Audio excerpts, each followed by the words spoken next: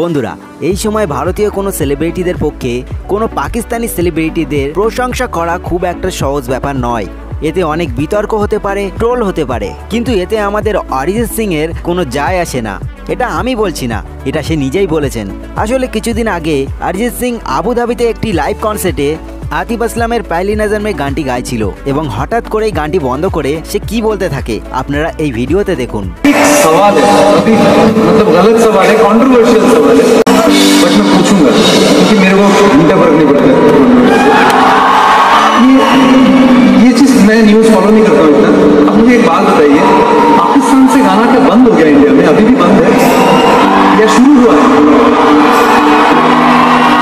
मतलब बीच में ऐसा हुआ था, अभी चल रहा है?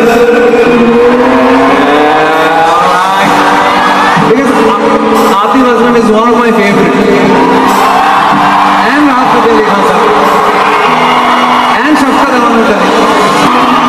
So yeah, I damn. हर दुआ में शामिल तेरा प्यार। আমি কিন্তু অরিজিৎ সিং এর দলে। কালাকার হয়ে থাকে, সে যেই দেশেরই হোক না কেন। আপনার কি মতামত এ বিষয়ে অবশ্যই কমেন্টে জানাবেন।